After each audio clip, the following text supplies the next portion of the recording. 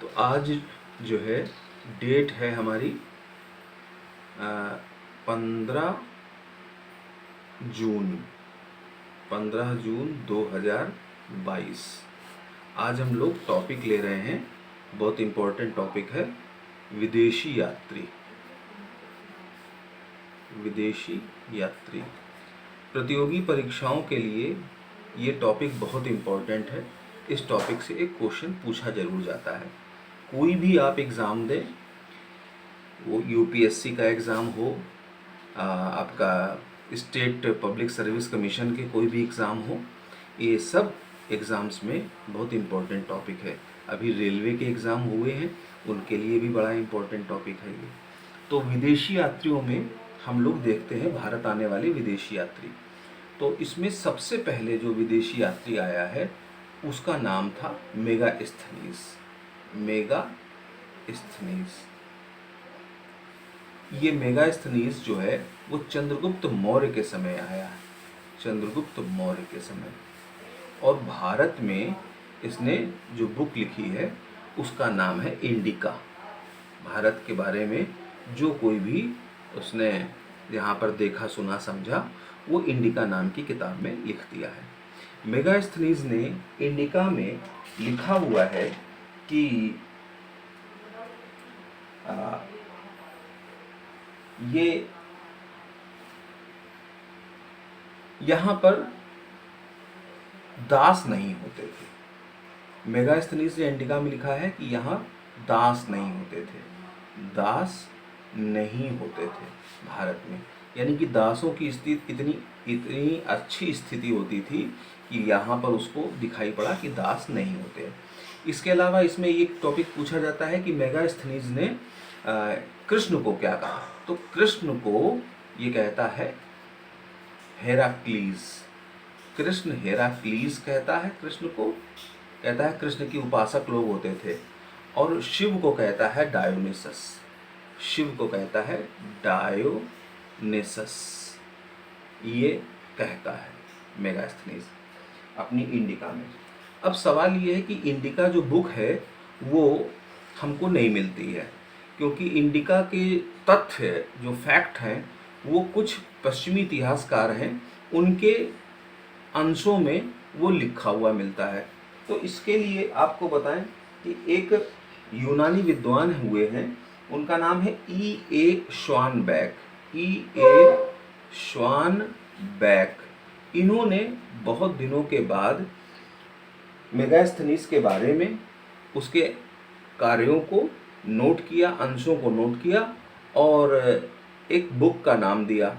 और इस बुक को, इस जो टॉपिक था, इसको पूरा जो है कंसाइंड किया उन्होंने, और मेगास्थनीज के बारे में उन्होंने बताया श्वानबैक ने कि इन्होंने पूर्व समय में, चंद्रगुप्त मौर्य के समय में एक इंडिका नाम की किताब लिखी थी। तो इनका नाम पूछा जाता है कि वो कौन सा विद्वान था जिसने इंडिका को के अंशों को मॉडर्न टाइम में समेटा। तो श्वानबैक E.A. श्वानबैक ने मेगास्थनीज के अंशों को एकत्र करके प्रकाशित किया। एक ये इसमें जो है इम्पोर्टेंट क्वेश्चन है जो पूछा जाता है। इसमें इसने बताया था कि भारत में एक और पॉइंट है, क्वेश्चन एक और बनता है कि भारत में 7 जातियां थीं।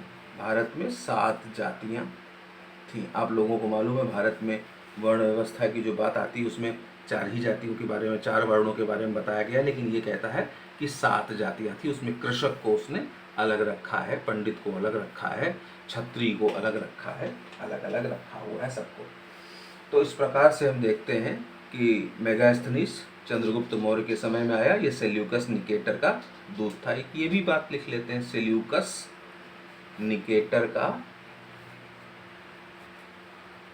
दूत था।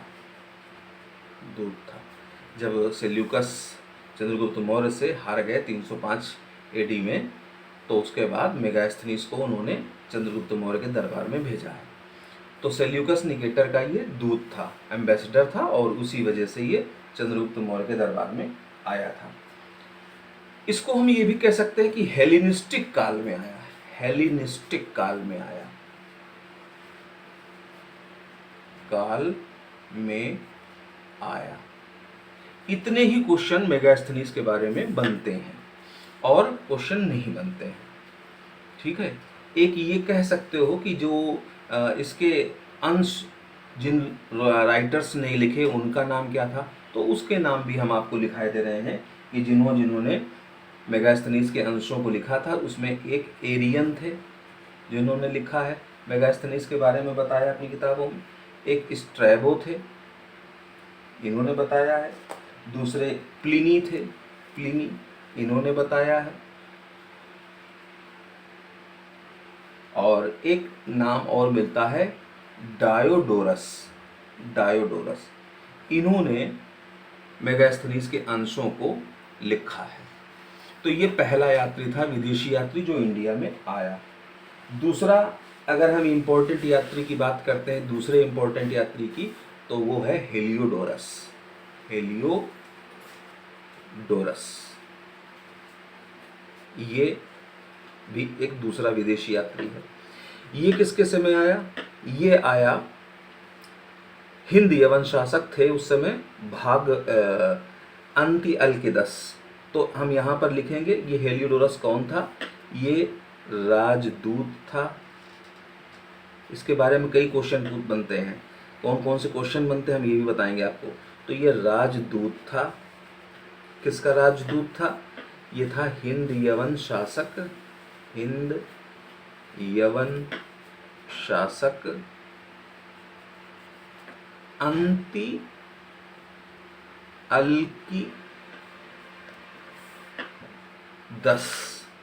अंतिअल्किदस का ये राजदूत था, हिंद यवन शासक अंतिअल्किदस का, ठीक।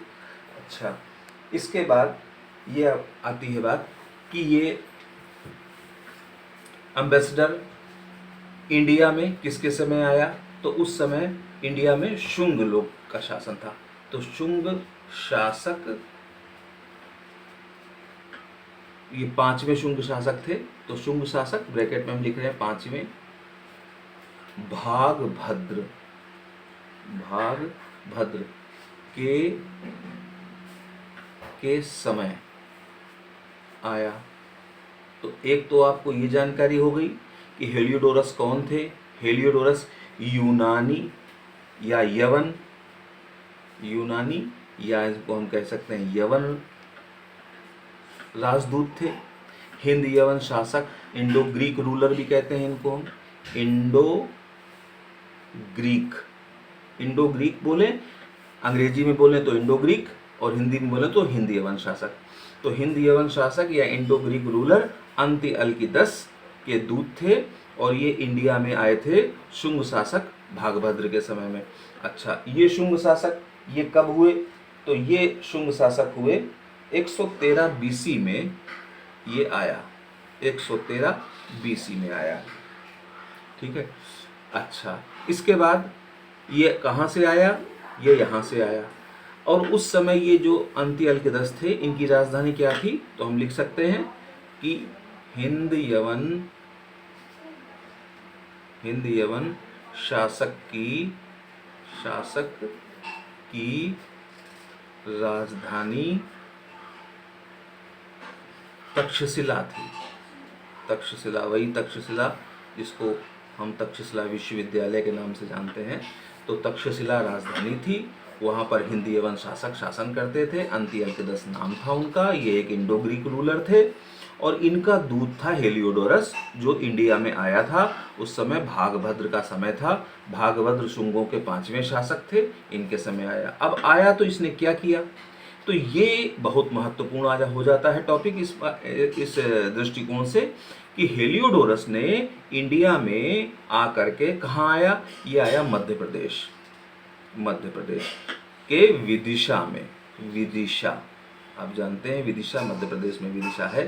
तो मध्य प्रदेश के विदिशा में एक गरुड़ स्तंभ लेख स्थापित किया।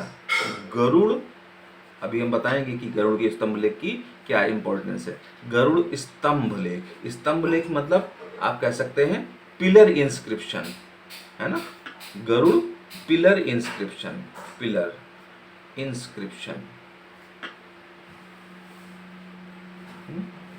Pillar inscription. तो मध्य प्रदेश के विदिशा में एक गरुड़ स्तंभ लेख स्थापित किया। इससे क्या मालूम पड़ता है? इससे ये मालूम पड़ता है कि इस जमाने में, किस जमाने में, 113 बीसी के आसपास जो विदेशी लोग होते थे वो भी भागवत धर्म या वैष्णव धर्म को मान रहे थे। वैष्णव धर्म की प्राचीनता और उसका अभिलेखीय साक्ष्य, अभिलेखी साक्ष्य है। गरुड़ स्तंभ कोई विदेशी क्यों स्थापित करेगा?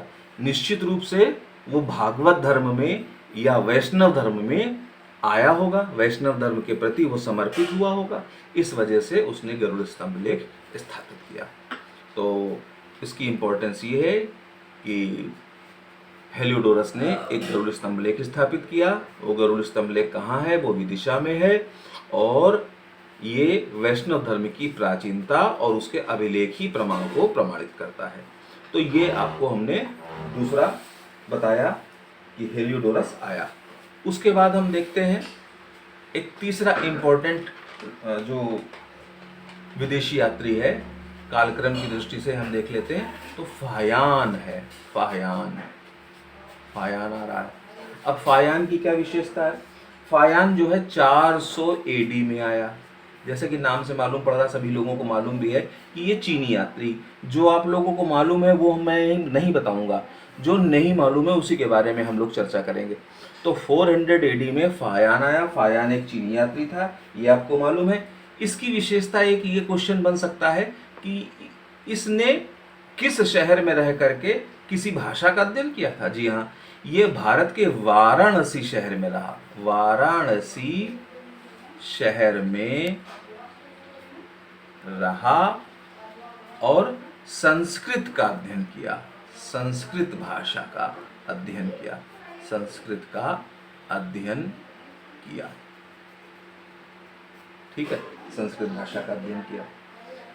इसके बाद इसने भारत के आंतरिक और विदेशी व्यापार के बारे में बताया है। तो आंतरिक, वह कौन सा, ऐसा क्वेश्चन पूछते हैं कि वह कौन सा चीनी यात्री है जिसने भारत के आंतरिक व्यापार के विषय में बताया? तो आंतरिक व्यापार के विषय में, आंतरिक एवं बाह्य व्यापार के विषय में बताया। ठीक है, इसके बारे में और कुछ भी इंपॉर्टेंस नहीं है, हम नहीं समझते। बाकी आपको मालूम है तो 2-3 बातें और, लेकिन वो सब सामान्य बातें हैं, इसलिए उनके बारे में चर्चा नहीं करेंगे, फालतू में समय ज़्यादा जाएगा। आपको, हमको क्वालिटेटिव आपको पढ़ाना है, क्वालिटेटिव एजुकेशन देनी है, जिससे आपको लगे कि हाँ हमको कुछ पढ़ाया गया, कुछ अलग मिला। ह्वेनसांग की बात करेंगे। ये भी एक चीनी यात्री था, चीनी यात्री था ह्वेनसांग। ये पूछा जाता है किसके समय आया? तो ये समय हर्षवर्धन था। हा से ह्वेनसांग, हा से हर्षवर्धन, दोनों याद रखिएगा। हा से हर्षवर्धन, हा से ह्वेनसांग। तो ह्वेनसांग का आया हर्षवर्धन के समय में। अच्छा, फायान किसके समय आया ये हमने नहीं बताया आपको। ये आए थे चंद्रगुप्त विक्रमादित्य के समय। चंद्रगुप्त विक्रमादित्य, ये गुप्त वंश के थे। विक्रमादित्य ये द्वितीय कहलाते हैं। चंद्रगुप्त विक्रमादित्य जो थे ये द्वितीय चंद्रगुप्त थे। चंद्रगुप्त द्वितीय उर्फ इनकी उपाधि थी विक्रमादित्य। तो उनके समय आया, यानी गुप्त शासकों के समय आया। ये किसके समय आया? हर्षवर्धन के समय आया। हर्षवर्धन किस वंश का है? हर्षवर्धन वर्धन वंश का भी कह सकते हैं आप, वर्धन वंश भी कह देते हैं कहीं कहीं पर, और कहीं कहीं पुष्यभूति वंश, ये पुष्यभूति वंश के थे हर्षवर्धन। ठीक है, तो इससे आपका इतिहास का ये भी टॉपिक क्लियर होता जा रहा है कि कौन कौन सी डायनेस्टीज थी और कौन कौन से जो यात्री हैं वो किसके किसके समय में आए। तो हर्षवर्धन पुष्यभूति वंश के थे या वर्धन वंश के थे, और इनके समय ह्वेनसांग आए। अब ह्वेनसांग ने इंडिया में आकर के क्या किया?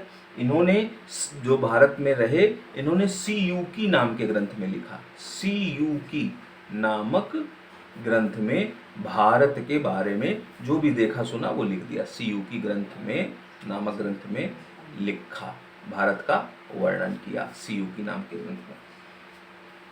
ये 3 शहरों के बारे में ये ज़्यादातर लिखते हैं। अब ऐसा पूछ सकते हैं कि सीयूकी में किन किन शहरों के बारे में इंडिया के लिखा है, तो हम आपको बता दे रहे हैं। एक तो प्रयागराज के बारे में लिखा है, प्रयागराज के बारे में लिखा है। दूसरा कन्नौज के बारे में इन्होंने वर्णन किया है। और तीसरा जो वर्णन है प्रयागराज कन्नौज के बाद पाटलिपुत्र के बारे में, पाटलिपुत्र के बारे में इन्होंने लिखा है। इसके बाद एक टॉपिक, एक जो इनके बारे में क्वेश्चन आता है, अक्सर करके पूछा जाता है, वह कौन सा चीनी यात्री था जो भारत में रहे, नालंदा विश्वविद्यालय में रहे, पढ़ाई की? तो यही थे, ह्वेनसांग थे। ये नालंदा में पढ़े, कुछ वर्ष रहे और पढ़े। इन्होंने नालंदा में जो है शीलभद्र, जब वहाँ के कुलपति थे, शीलभद्र के समय नालंदा में रहे, अध्ययनरत रहे, नालंदा में रहकर पढ़ाई की। अच्छा, अब इसके बाद आपको एक और विदेशी यात्री, चीनी यात्री का नाम कम सुनने को मिलेगा, लेकिन पूछा जाता है वहां से भी, और इनका नाम है इत्सिंग। इत्सिंग ये भी आए थे, इत्सिंग भी आए थे। और इत्सिंग की विशेषता ये है कि ये 24 वर्ष तक, बहुत लंबे समय तक, 24 वर्ष तक भारत में नालंदा महाविहार में अध्ययन किया। तो ये देखिए, इत्सिंग ने भी अध्ययन किया। अब इसके अलावा जो चीनी यात्री हैं वो 1-2 और हैं, लेकिन वो बिल्कुल इम्पोर्टेंट नहीं है, उनके बारे में कभी कुछ नहीं पूछा जाता, इसलिए हम उनके बारे में नहीं बताएंगे। अब अगली जो क्लास हमारी होगी उसमें हम आपको शेष यूरोपियंस यात्रियों के बारे में बताएंगे। इसके अलावा अरबी यात्रियों के बारे में बताएंगे। तो आप इंतज़ार कीजिए और फिर हम लोग मिलते हैं नेक्स्ट मीटिंग में। Thank you.